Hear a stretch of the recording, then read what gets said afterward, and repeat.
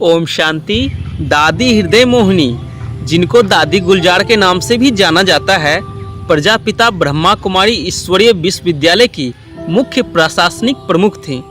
दादी गुलजार यज्ञ के यति आरंभ 1936 में ही 8 वर्ष की आयु में इस यज्ञ में शामिल हुई थी और दादी गुलजार की शारीरिक आयु 92 थी जब उन्होंने शरीर छोड़ अव्यक्त हुई थी। दादी गुलजार, जिनका लौकिक नाम शोभा था, का जन्म सन 1929 में भारत में हैदराबाद के सिंध शहर में हुआ। उनकी माताजी को शोभा को मिलाकर कुल 8 बच्चे थे, इसलिए उन्होंने स्वेच्छा से शोभा को बाबा के यज्ञ में आत्मसमर्पण कर दिया, क्योंकि वे पहले ही चाहती थी कि उनका एक बच्चा आध्यात्मिक की ओर जाए। भगवान का बच्चा होने के रूहानी नशे में कुमारी शोभा का शुरुआती जीवन बहुत ही आनंद और मजे में बीता, क्योंकि उन दिनों शिव बाबा मुरली में केवल आने वाली नई दुनिया के बारे में ही बताया करते थे। यह शिव बाबा की दादा लेखराज द्वारा दी गई शुरू की शिक्षाएं थी। शोभा एक बच्ची थी और इसलिए उन्हें वेदों की कोई जानकारी नहीं थी। फिर भी बाबा की मुरली सुन वे गहरे प्रेम और आध्यात्मिक आनंद का अनुभव करती थी। 1940 में यात्रा। उन दिनों उन्हें योग में सतयुग के दृश्य अनुभव होते थे।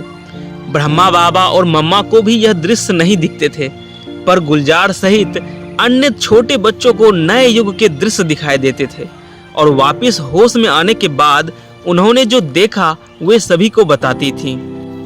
1950 के बाद बाबा के निर्देशानुसार ओम मंडली माउंट आबू स्थानांतरित हो गई।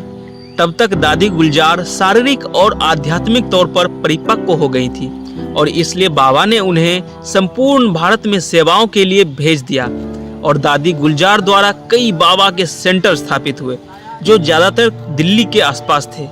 1950 में उन दिनों सेवाएं बहुत तेजी से बढ़ रही थी और इसलिए हर कोई अपना कार्य जी जान से कर रहा था। मम्मा सेवाएं संभाल रही थी और ब्रह्मा बाबा मधुबन के कार्यों की देखरेख करते थे और यहाँ गुलजार दादी आध्यात्मिक सेवाएं देती थी।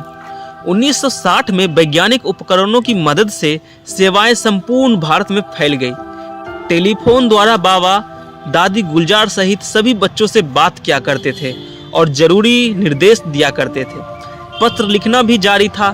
दादी गुलजार ज्यादातर बंबई और दिल्ली में सेवारत थी।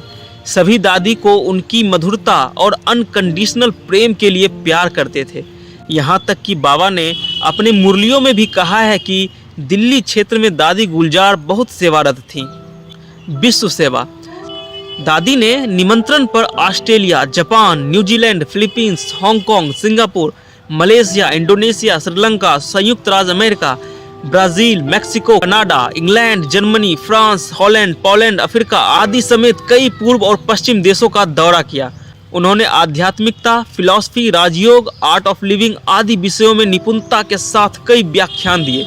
वह विचारों में स्पष्ट, अनुभवों की धनी और बोल में सादगी का गुण रखती थी, जिस कारण अनेकों ने उनके द्वारा परमात्मा का संदेश पाया।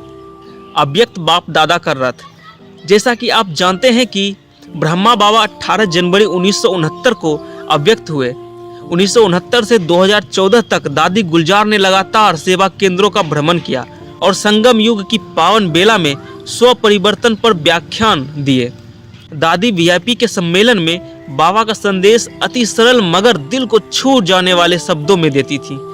उनका सरल, भोला और सबसे स्नेह रखने वाला स्वभाव ही मुख्य आकर्षण था। 2007 से दादी ने मुख्यतः मधुबन और दिल्ली सेवा केंद्र पर ही रहकर सेवा का पाठ बजाया। बाप दादा ने निरंतर दादी को अपना माध्यम बनाया और गुरुवार 11 मार्च 2021 को दादी हृदय मोहिनी ने अपने बच्चों को अलविदा कह दिया और 11 मार्च 2021 को पवित्र महाशिवरात्रि का दिन था। दादी के अव्यक्त होने का दिन यादगार रहेगा। ओम शांति।